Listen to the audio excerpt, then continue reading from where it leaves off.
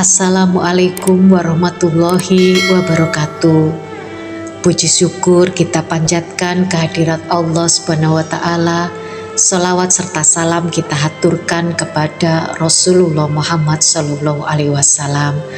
Karena dengan kasih sayangnya kita bisa berjumpa dan ketemu di channel ini. Anda menemukan channel ini bukanlah hal yang kebetulan, tetapi karena tarikan energi, keselarasan antara Anda dan saya, dan semua adalah pasti karena kehendaknya. Di bagian sebelumnya, kita belajar bahwa Allah itu tidak satu dimensi dengan manusia. Manusia sifatnya relatif, bisa didefinisikan. Jadi manusia itu seperti ini, punya mata, panca indera, berjenis kelamin wanita, pria, dan lain-lain. Dia mempunyai keterbatasan, baik kemampuannya maupun umurnya. Sedangkan Allah adalah maha mutlak, unlimited, tidak terbatas, kodim, undefinisi, tidak terdefinisi, dan di puncak akhirat.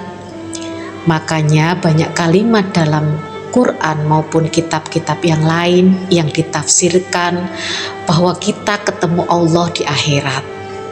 Ya memang, karena memang beda alam, beda dimensi. Alam dunia, lalu atasnya adalah akhirat, lalu puncak akhirat. Sedangkan manusia untuk bisa menjangkau Allah Sang Maha Ruh berarti memang harus memakai ruh dengan ruh.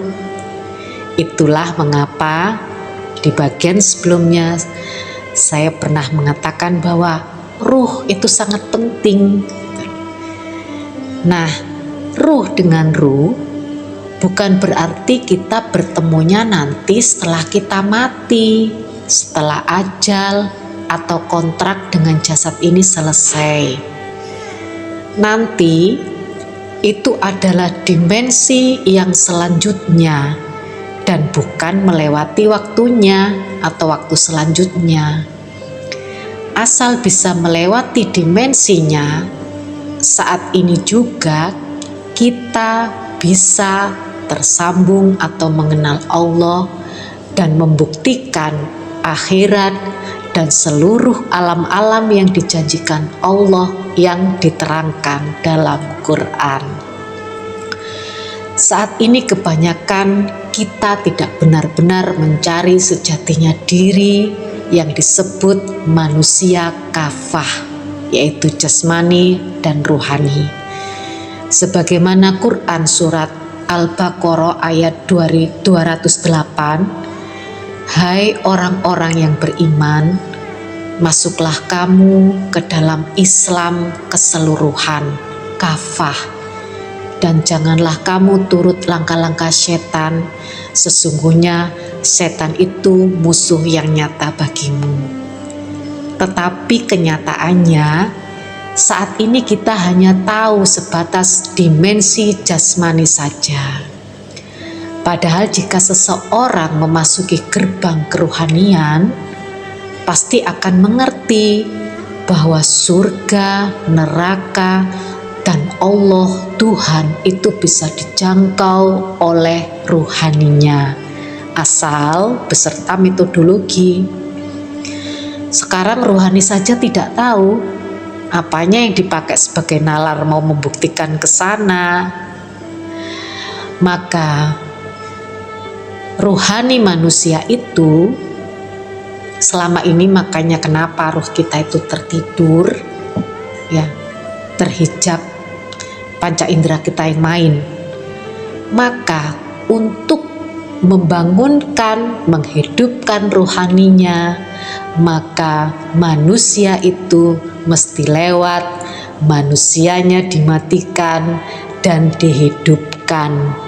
Barulah ruhaninya bangun dan hidup. Yang kata Nabi, mutu qabla antamutu, matilah kamu sebelum mati yang sebenarnya. atau matikan dirimu sebelum mati. Selama itu tidak terjadi, yang ada hanyalah rohanimu tertidur, pasif.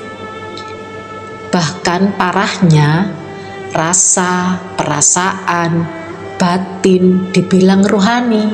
Bukan. Kita berpatokan dari kalimat Nabi. Ilmu rohani adalah ilmu yang dipelajari sesudah mati, ketemu mati di dalam hidupnya, dan ketemu kehidupan setelah matinya.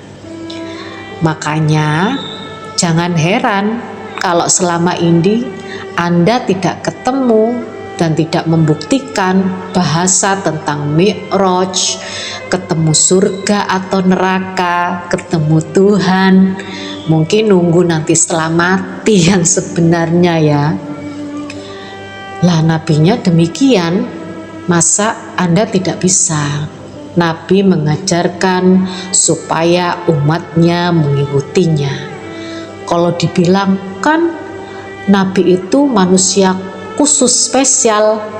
Nah, sekarang kalau Nabi tidak mengajarkan, mempraktekkan dalam kehidupan sehari-hari beliau saat itu, lalu buat apa gitu loh? Nabi untuk apa kalau kita tidak mengikutinya?